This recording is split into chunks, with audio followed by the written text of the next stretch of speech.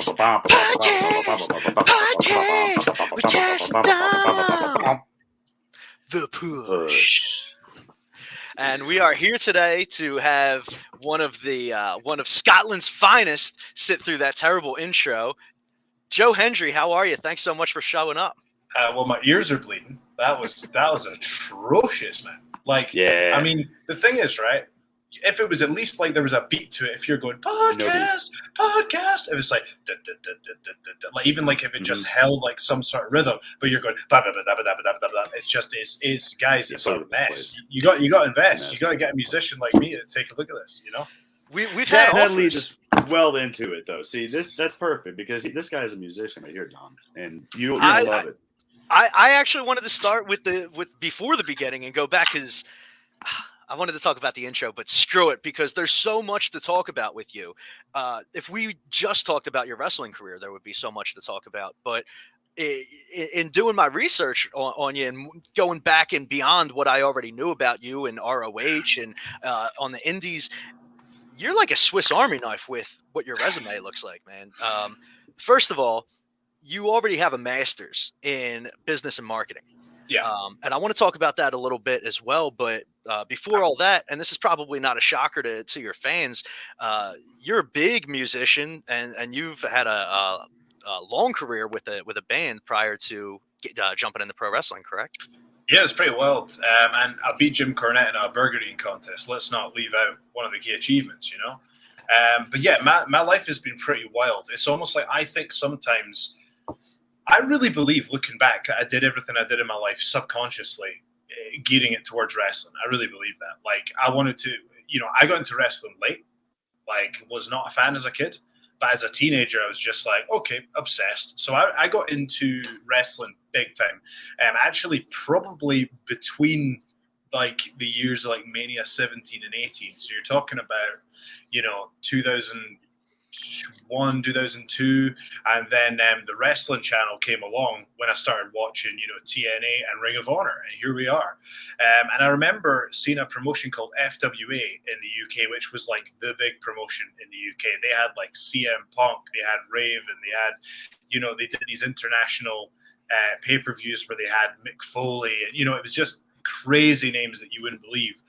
If you go back and look at these, it's just nuts. So I remember seeing that and thinking, yeah, I'm going to go and train to become a wrestler when I'm 16 or 18 or whatever it is.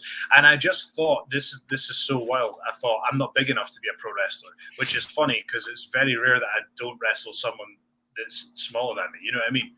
So, and also I didn't understand that if you just up your calories, and hit the gym hard, that you can actually change your body shape. So I just thought I had like a small frame. So I started doing judo, and when I was going to judo, I remember like I was in my judo gi and I'd be on the mat and I'd be like shuffling from side to side, doing what Brock Lesnar does, just thinking about pro wrestling. I was at school, in my later years, imagining suplexes and whatnot. I did acting classes on a Saturday, which again, I think just subconsciously, I kind of felt like I was going to end up in wrestling. And then I was a musician for like 10 years, but it was very much a secondary dream. And then when we got real close to getting signed, I remember sitting in the like second or third top floor in the Sony building, and they were like, you know what, it was 5 years ago we would have given you a 2-album deal to see you get on, but budgets are different. You really need 1 million hits now to get something like that, which is ironic because I've got many millions of hits now. But I'll never forget that. And I just thought, you know what, I've failed at this, so to hell with it. And on New Year's Eve 2013, I just decided, right, I'm a pro wrestler. And I started training in the first week of 2013, and I had a WWE tryout before I had my first match. Don't ask me how that happened. It was just crazy. It was one of these things where you just have that positive mindset and you put in the work and crazy stuff starts to happen. And I've started to put that into practice now. Like, guys, I cannot tell you this is wild. Like, how people talk about like, the law of attraction and all that. I don't believe in the law of attraction, but a friend of mine has been talking to me about the law of assumption, which is like basically when you feel strongly that something is going to happen. And I was not on the poster. I was not booked in any way, shape, or form literally a week ago. And I thought, no, I will not accept this. I've been on the shelf for 2 weeks. I will not accept this. I picked up the phone. I put my case forward, and they were like, yeah, you know what? I made it easy for them to make it happen. I said, get my ass over there a week early, because if there's any nonsense with, getting across borders or like, any COVID variants, I've been here since Sunday. I was like, get my ass out there. This is the center of my universe right now. And look, I've gone from being not on the poster, not booked, to now I'm in the World Television title match. And look at the poster. Look how far down that poster I am from literally sitting on my ass at home, just accepting it. And one day I just went, nah, I'm not accepting it anymore. And here I am. Crazy. I love it so much. And that is such a mindset that I think Cass and I consistently say with guests on our show. It's so absolutely beautiful to see that in action, and to see that with a performer that actually puts it to work and makes it work for him. But before you even got into pro wrestling, it seems like, I mean, are you somebody that feels like a lot of things come naturally to you? I mean, I know it sounds presumptuous to say that, but when you look at your resume, you're a national champion in 2 forms of independent and amateur wrestling, not to mention the music career, not to mention you have a master's. All of these things are paths that anybody can spend their entire life focusing on in order to master. And the proof is right there on the paper. You've mastered it all. There's a formula to it, right? There's a formula to everything that I've done, which is basically you have to take the low-hanging fruit to a certain extent, okay? So what I do is I come up with a goal, right? Because I've realized this, there's what you want to do, and then there's the direction that the stream's taking you. You got to mesh the two. So, for example, like, believe it or not, I started amateur wrestling at 27 years old. I remember my family told me, there's no way you can become a national champion starting a sport at 27 years old. And I went, really? Really? And, a couple of years later, my dad was flying out to Australia to watch me compete at the Commonwealth Games, So I've seen this. So what you need to do is, I'll give you an example of what I did with amateur wrestling, for example. So I looked at the sport. I went to the Commonwealth Games opening ceremony and I went, I want to do that. I want to be on Team Scotland. I want to give that a shot. And the reason I did it is because it was around the time that CM Punk signed for the UFC. Now, at that time, there was no competition. There was one major company. And I was like, UFC is the competition. And I was like, to be worth more, I have to at least create a threat that one day I could go and do this if I wanted to do that. So I saw CM Punk do that. And then I thought, right, well, I better start working away at this. I went to the Commonwealth Games to watch it. And I was like, yeah, this looks cool. So I started training amateur wrestling. Now, I had my black belt in judo from when I was younger. And let me tell you about all the elements that went into this. So number one is the weight I was at. I really could have gone into the 86 kilo division, the 97 kilo division, or the 97 kilo plus division. And in my mind, the 97 kilo division was the weakest division. So in terms of competition, so I thought, right, that's the division I will attack. So, and this is the Chael Sonnen methodology. Like, I've talked to Chael Sonnen personally about this stuff. I listened to it on his podcast, and then I just reached out to him and we got talking, and he's actually been a great help to me throughout my career. Even just little messages here and there. Like, he's an awesome dude. He's probably the best pro wrestler that's never laced up a pair of boots, But anyway, so a lot of it was listening to his podcast and talk. He's like, the higher the weight class you go, the weaker the competition is. So I was like, right, 97 is. So I did that. I worked at it for 2-3 years, became British champion. I did it in freestyle and Greco, went to the Commonwealth Games. And, when I was doing music, though, I wasn't applying that methodology of, this is the low-hanging fruit. I didn't. Whereas with pro wrestling now, what I do is I go, you have to do this. You have to go, what's my skill set? Like you were talking about, what do I have a natural aptitude for? And then what is going to get over? And then is there some way that we can match those two things? And that's really what I think I've been doing when I attack these tasks. So, for example, when I got my master's degree, I couldn't have done that in medicine because I was busy doing music and all that. So I needed to pick a degree that had a balance of enough prestige, but wasn't going to be the most difficult degree in the world. And to me, that was business.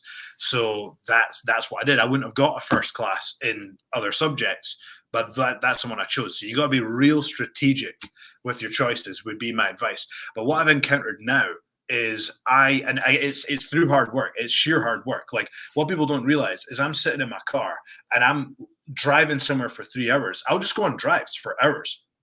and I'll have music on. I've got this playlist of like 400 songs, and I'll be thinking of opponents. I'll be thinking of situations, and I'll go, oh, that could kind of work. And then if I know I'm booked against somebody, I'll try lots of different options, and then I'll go, oh, that could go there, and that could go there. It's the hundreds of hours that go in that people don't see. And when you present it to them, it's like it just came out of nowhere, but it's not. You've been searching for that stuff for those hundreds of hours. So it's that work ethic as well. It's actually being willing to do those late nights. Like, see, before I came here on Sunday.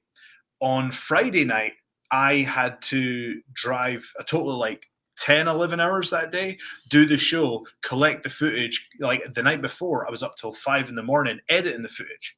Then when I woke up at 7, 8 a.m., I had to go and get my PCR test done and all that. There was no sleep for the 3-4 days running up to this. But I don't care because I love this. And I don't know what's happened to me, but my confidence is back. Like, I genuinely believe that I can be right at the top. Like, there's so few people that can compete with the absolute top stars in this business on the microphone.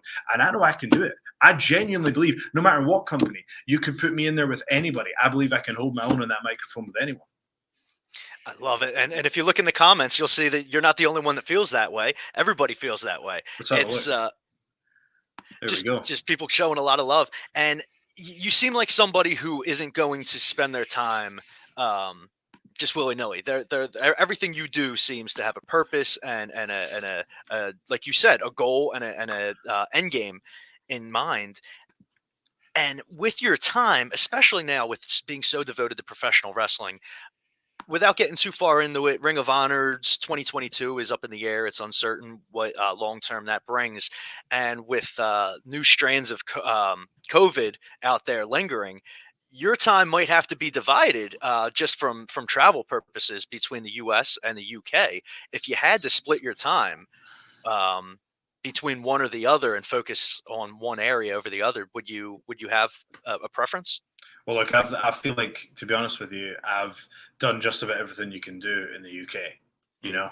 So, you know, there's your answer right there. I mean, the cool thing about working for Ring of Honor and, you know, even when I've worked for other companies in the past is you can still be based in the UK and do these things. Yes, there's challenges, but now, you know, double vax, got my vaccine passport. There's, you know, this Verify app. There's ways to do it and there's ways to do it safely, you know?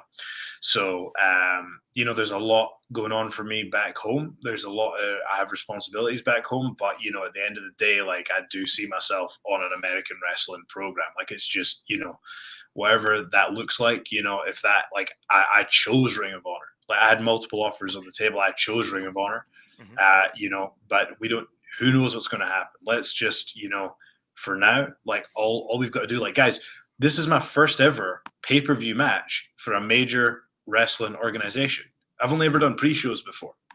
I was sitting on my ass in the house, and then I'm here in the TV title match. Like, what is going on? It just feels like the universe is just putting this in my way, and it's for me to take, you know? And what better way? Like, if I win the TV title, think of the launch pad that would be for me. I'm going in there. I'm giving it absolutely everything. Like, I'm going in there. When I walk out, like, people are going to see my physique's different now. I've got a completely different look. I've got a completely different move set. I'm based, honestly, I remember it during lockdown. I was putting on the network and I was just watching Sid Vicious, man. And I was like, power bombs, choke slams. I was watching, you know, I was watching Goldberg. I was like, you know what? I ain't one of these indie wrestlers. I'm not flippy dippy and kick and this, all that, and the next thing. I need to be throwing people around.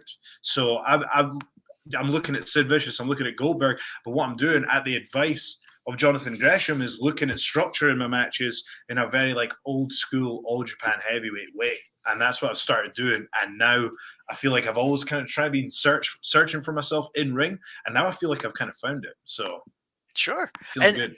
I wanted to mention that because you like you said, you've been changing your physique. You're trying to focus more on being a pure heavyweight. Obviously, there's a huge shift in what you put into your body, how you work out. When you're in the ring, though, do you feel much different, or do you still feel like the same athlete that just has different strengths? Do you feel like you have different weaknesses now and different things that you need to focus more on hide now that you have a whole different physique going? So the crazy thing is, like, for me, like, you know, I feel like the rate I'm learning about nutrition and fitness is at a faster rate than my body would be declining. You know, so they Okay. say like they say that you're in your physical peak in your, your late 20s or whatever.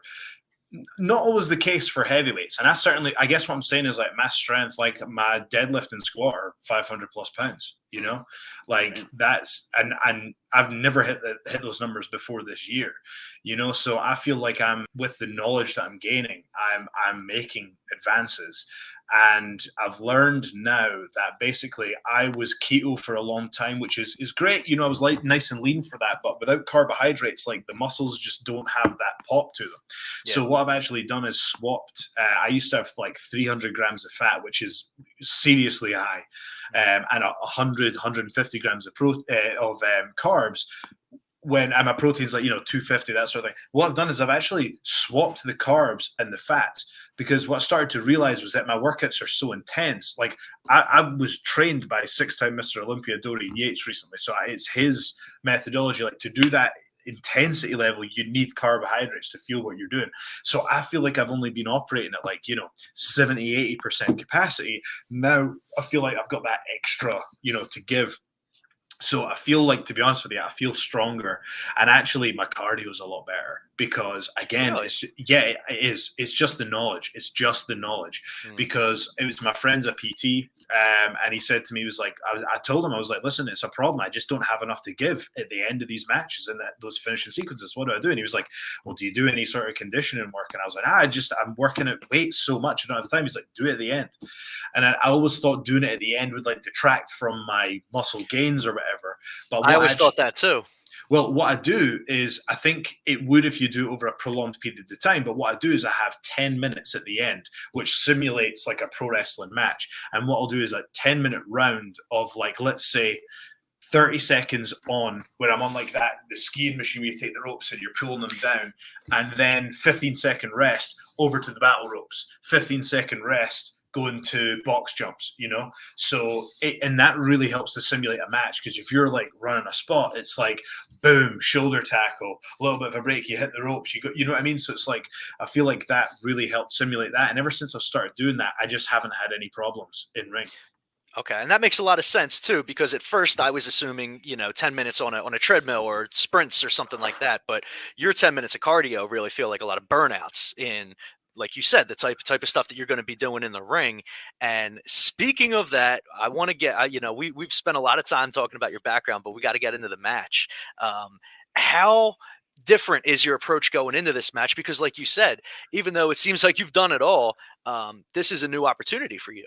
No, I haven't done it all. I haven't scratched the surface. Like, it's, in my mind, I feel like, and I ain't blaming anybody else for this. Like, I look at myself and I think it's a crime that I haven't done more in this business for what I can bring to the table. I'm here to compete, and I'm here to steamroll everybody else. I'm not here to shake hands. I'm not here to make friends. I'm here to win this title. Like, that is why I'm here. You know why? Because that is the best move for this business right now. In that match, I need to win that belt. That is what is best for the course of professional wrestling, and I 100% believe that. So I'm here to win that title, and I get it. Look, my tag team partner, Dalton Castle's in the match. Great guy.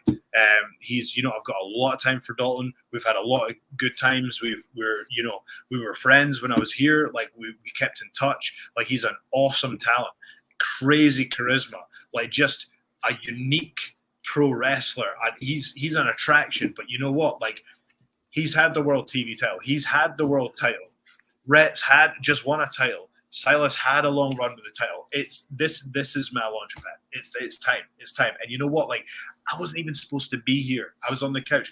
Isn't that what wrestling's all about? The wild card, coming in and just cleaning house and taking it. Given the short amount of time that you've had, can we expect anything specific or any surprises for your entrance? So here's the thing, right? My Ring of Honor entrance, like just my genetic entrance, has such a punch to it. When I come out, I haven't been here in almost 2 years. That's what people need to hear right now. You know what I mean? That's what they need to hear. They need to hear that boom, that first bit, because that's what it's about. This isn't, I've been away. This isn't about me doing a comedy entrance. This is me coming in and showing I'm badass. I'm here to show a different side to me. But when they hear that music, it's just that's what's right. I always feel, when I feel it here, I know it's right. Very awesome.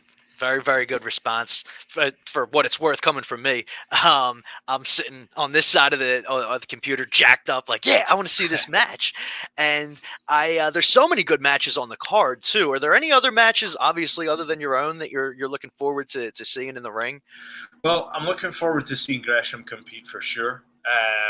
So I really feel like he is.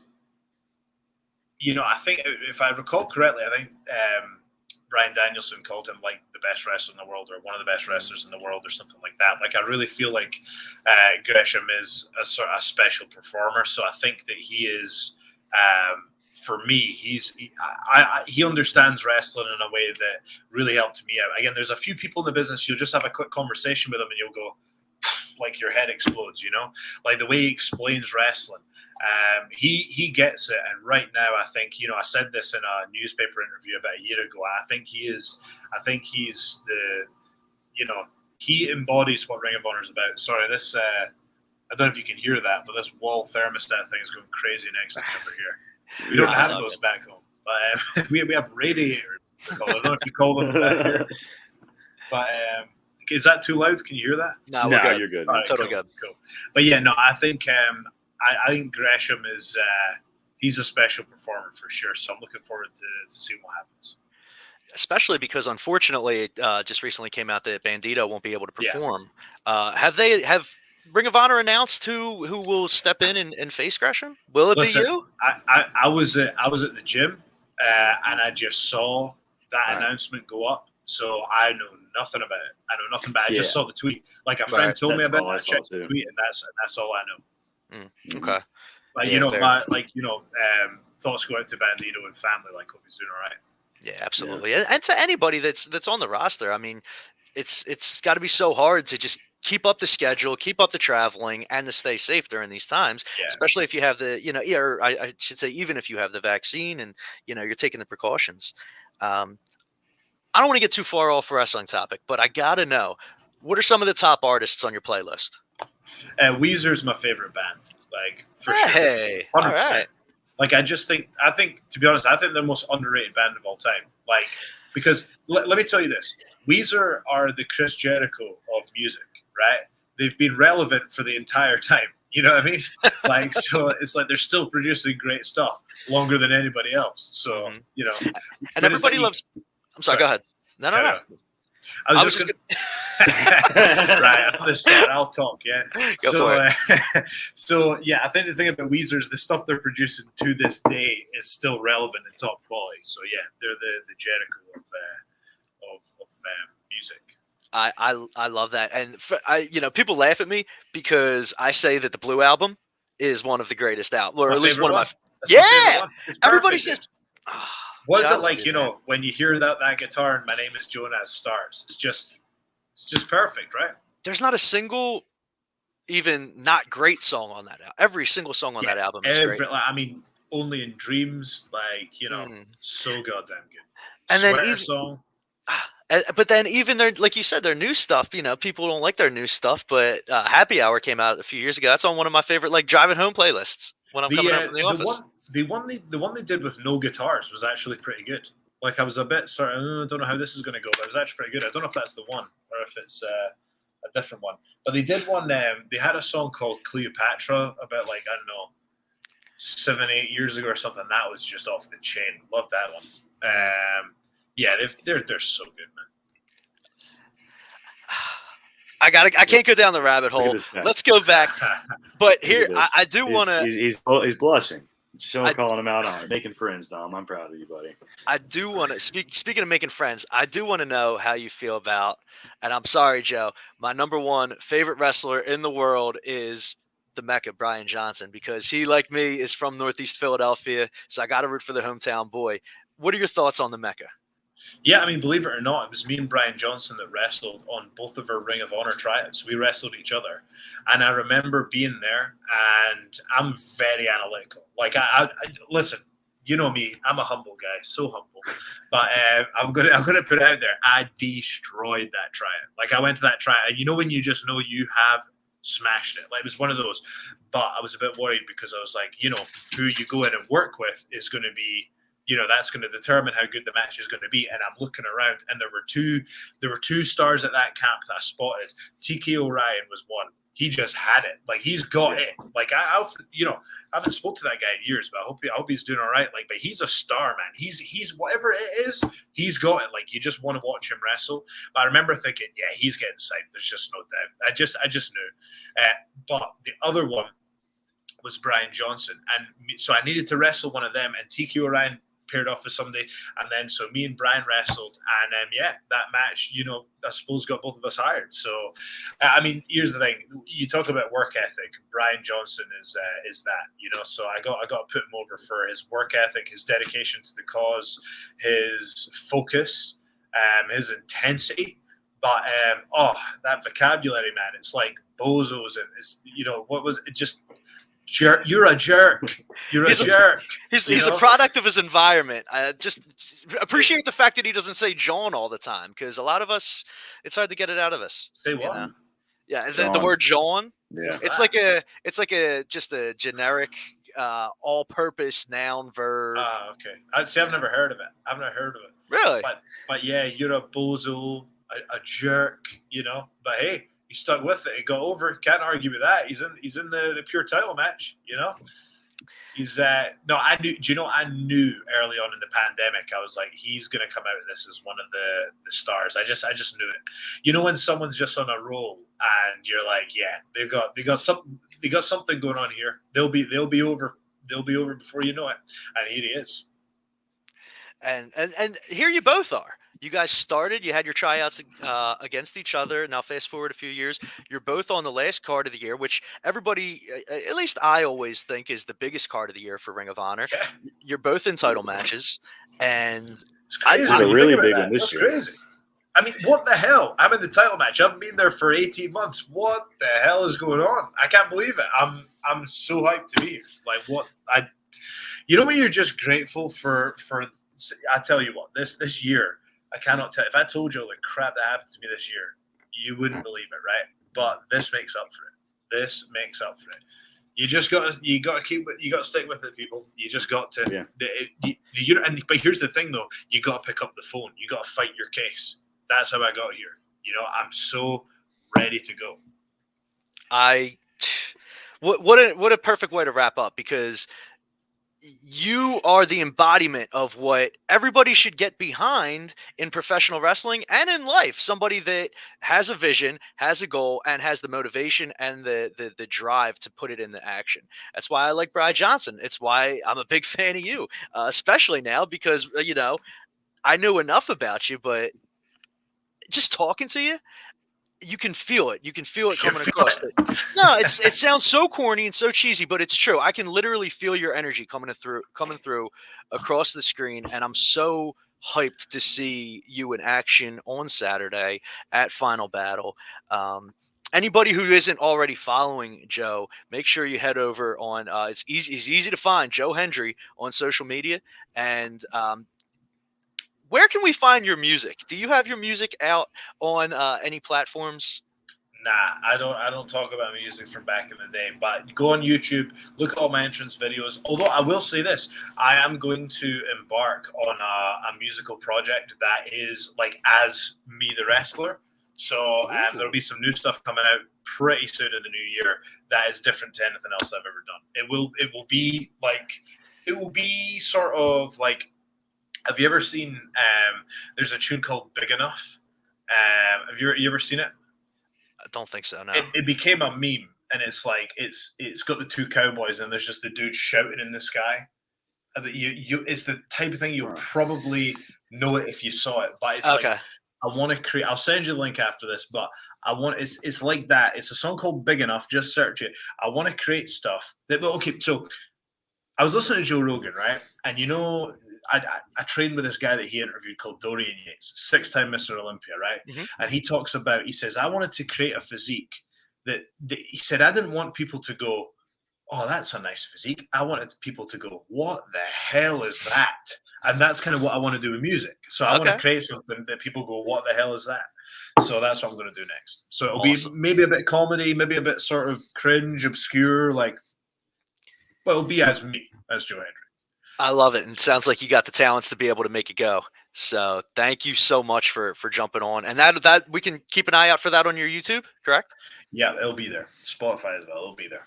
Okay. Nice. All right, perfect. And everybody, make sure that you order Final Battle this Saturday, and cheer on our boy Joe Hendry as he goes for the TV title. Do not miss this TV title. Bringing it home. Awesome. Thanks again, man. We really appreciate you doing this. It's been an honor, man. We love talking to you guys. We love it when Mark sends some Ring of Honor guys to us. So it's always a pleasure. Awesome.